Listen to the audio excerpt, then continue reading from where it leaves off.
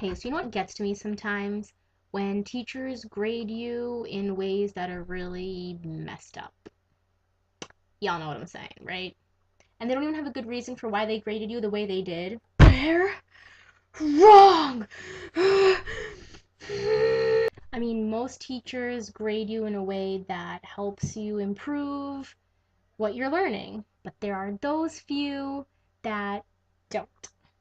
But there's those few that suck. But But you should have like that pause. but there are those few that just suck. But I'm not gonna say that. For example, so it's my opinion that English is one of the most subjective and therefore annoyingly graded subjects in school. There's no telling how you're going to be graded. It's just what the teacher wants, which changes with the teacher. I've read essays that I thought were amazing and they haven't done so great, while I've read other essays that I thought sucked really badly and they got A's. And I mean, these essays sucked beans. That's right, beans. Like, I once wrote this essay for this book we read called Paradise Lost, and I got penalized for the sentence that was quote unquote too long. Pfft. The guy who wrote the book wrote 10-page chapters that were just 1 or 2 sentences long, and he's a legend. Here, let me show you the sentence. According to Milton, the actual point of the underlying story was to convey blah blah blah. You get the point. See, that makes sense, right?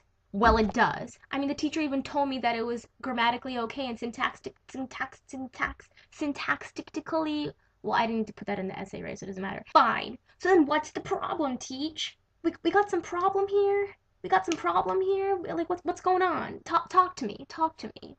I'm here for you. Basically, there's no way to tell how you're going to be graded or what they're looking for or anything, because you know what? Who knows? No one knows. You don't know. They don't know. They don't know. No one knows. No one knows. So you know what, English teacher? You can go screw in a light bulb. This one, to be exact. I was passing your house to egg it, and I happened to notice that your porch light was out, so here you go. Once in history class, we were taking a test on the American Revolution, and the question asked, what year was the Declaration of Independence signed? So I wrote the answer. And wouldn't you know, I lost points on it. So maybe I wrote 1876 instead of 1776. It happens. So what? It's only 100 years off. Who needs to know when the Declaration of Independence is signed anyway? It's not like you go to the grocery store and they're like, hi, what would you like to buy today? And also, when was the Declaration of Independence signed? 1776? You pass, you can get the groceries. Big deal, I wrote 1876 instead of 1776. The only difference was the 8 from the 7. Did the teacher ever think to give me the benefit of the doubt that maybe I was writing 7 and then I got crashed into by someone, which ended up making me change the 7 to an 8? I mean, really, the difference between a 7 and an 8 is like the difference between a C and an O. It's a little line. It's a little mark. It happens, It happens. So you know what, history teacher? You can go funky town.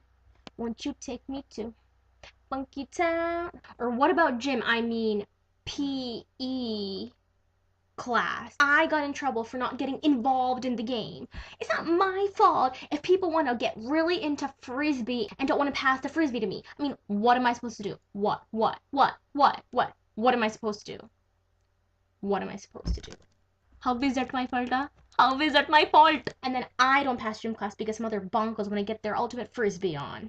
I'm not hating on ultimate frisbee. You know what, gym teacher? There's only one left. And don't even get me started on French, man. I used to study for hours the night before, 2 nights before, 4 nights before, the year before. Okay, no. I used to have that vocab down. Went in to take the test, and somehow I ended up with a 10%. Did I forget the words? Nope. Did I forget the spelling? Nope. Did I forget the femininity or the masculinity or whatever? Nope. Then what's the problem, man? What is the problem, man? Oh, I'll tell you what the problem is. The problem, my dear friends, is those accents, the accent aigu, the accent grave, the circumflex. Because of those little lines, I got a 10%. They ruined my life. Sometimes I used to try getting away with, couldn't really figure out if I should do the aigu or the grave, so I used to just kind of do the line going up and down so that, the teacher would be like, maybe it's a Grov. Maybe it's an Ego, which is the right answer. Maybe that's what they meant to do, so I don't want to mark them down for that. So I'll give it to them. It didn't work. Dalmatians 101 is such a good movie. I mean, the cartoon version. Oh, and I once had this, let's call it math/chemistry-ish homework assignment that I turned in, and I lost points because that TA has nothing better to do than make people lose points. Let me show you what I did. Let me show you. Can you see? Can you see? Well, let me actually hold it so that you can see what I did. See? Do you see what the issue is here? He took off points because he said that the little k and the big K looked the same. Freaking A! Freaking A! Do you not see that throughout the whole thing, the little k is very clear from the big K, which I can't find. Let's see, right here, the little k and the big K. Very separate, very separate. They're very different throughout the whole thing. And suddenly in the last part, you decide to take off a point. Yeah, so maybe it's just a point. But the point of you taking the point is that you shouldn't have taken the point because it's clearer that my point is that that is the little k and the big K. So you know what I did the next time? I'll tell you what I did the next time. That's right, folks. I made a legend. So you know what a little k looks like and what a big K looks like. Little k and the big K are clearly two different Ks. You know what, TA? You can go. Oh, you thought I was going to say something totally irrelevant, didn't you? Nope, you monkeys, you.